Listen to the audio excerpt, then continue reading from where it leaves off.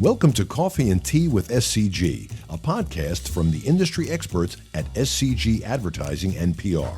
We are a full-service, women-owned agency that offers advertising, public relations, recruitment, marketing, and association management. In this season, we'll be chatting with some members of our team about their specialties.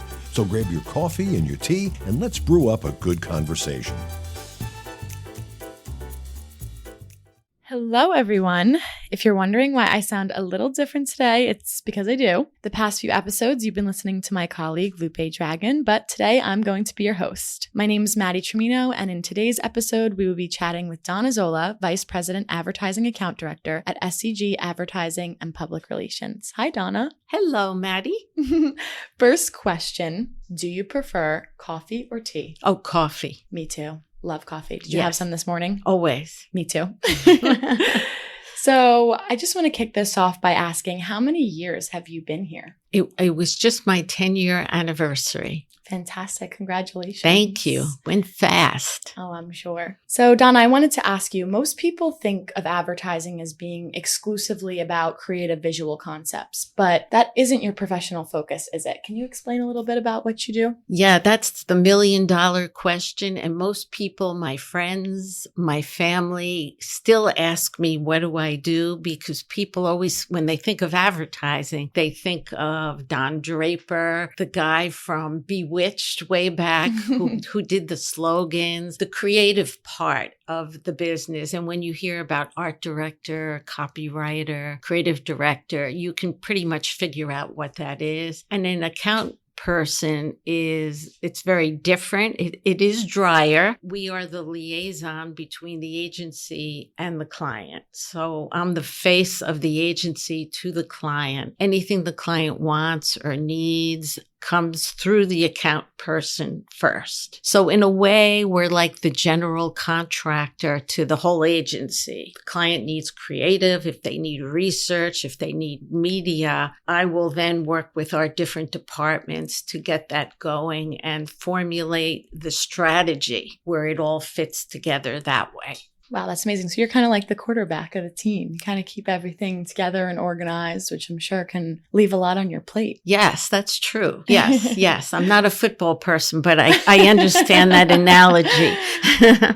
Well, today in 2024, what's the single most challenging aspect of your role? Everything now is so digital focused, and it's a very crowded space. Every client needs to be in the digital world, and it gets harder and harder to separate yourself and your client because there's so much competition there. Where, let's say, if you're on a billboard, you can stand alone on a billboard and stand out. Even with TV, your commercial can stand out more because there's only so many allocated per slot. So in the digital world, it's much harder now to recommend campaigns where we'll get to the right target audience for the client and make them stand out and have them ideally get the results that we want to see for them. And this year's even more challenging because it's an election year. So overhearing the TV at my house the other day, every commercial was an election.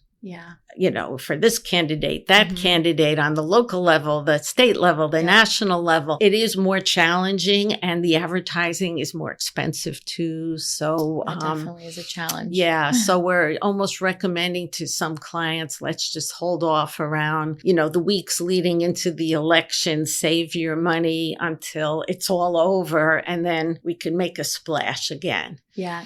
Something you said kind of had me wondering, what do you think the best way to stand out in the digital space is? It really comes down to the best message. You need to have a clear message. It can't be a murky message. And the message has to relate to the product. It can't be funny because you want to be funny or you want to get more likes, but no one remembers what the brand was. That's a fail then. Right.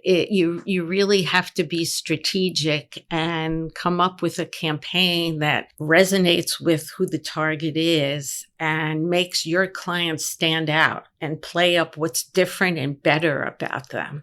Absolutely. I agree. So now that we've talked about the challenges, let's bring it to a more positive note and look at the successes. Professionally speaking, what do you consider to be a home run? A home run is what we always establish with any client is what are your KPIs, your key performance indicators, what are your goals? And if our campaign meets that, it's great. And the best part is if a client thanks us and says, thank you for being part of our team, being our marketing partner, because sometimes clients treat agency people like vendors. And we're so much more than a vendor. We pride ourselves on being part of our client's marketing team to help them succeed. So when they in turn come to us and just say, thank you for being our partner, it means so much.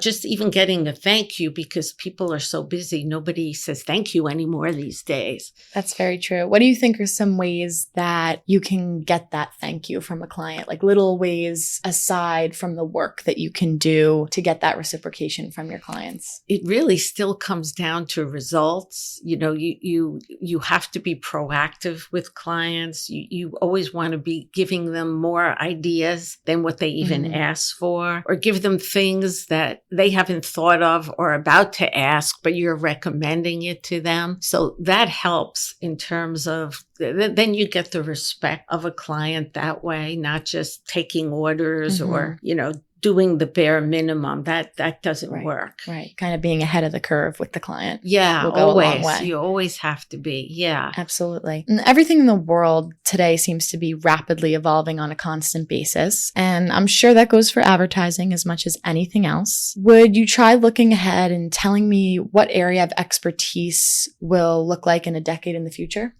Wow. That's a really big question. Right off the top of my head, I would say AI. AI is evolving. We still don't know what it's going to do to us, how it's going to grow. Will it help us? Will it hurt us? Probably both. So that's something that we're still navigating here. So within 10 years, we'll definitely have a better handle on it. I'd like to see, again, we are in the digital age, the technology age. I would love to see us getting back to some more traditional forms of advertising like print, magazines. It's visual. Going back to your question about creative and, is something more, what I do is more than just visual things, but visual things can be very impactful and you can't not see it. So I'd love to see us almost in a retro way go back to some of the things that worked before that just got lost in the digital space and come back to that. Well, everything always comes back, just like fashion, which I know you're also a big fan of. So maybe we will see some retro things return. Yes. With that being said, what do you think are things that'll never change as far as advertising? I think the people aspect of our business, we are people driven. Some companies, you could sell off its equipment. You could move the factory to Mexico. In advertising, it's still the people that run it. And without the people, there is no agency. You can't service a client well if you're a machine.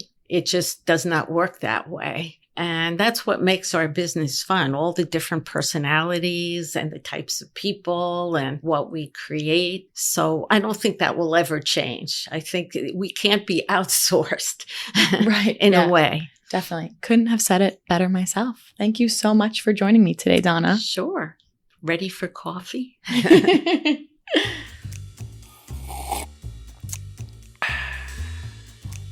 Don't forget to subscribe whenever you listen to your podcast so you never miss an episode, and leave us a review.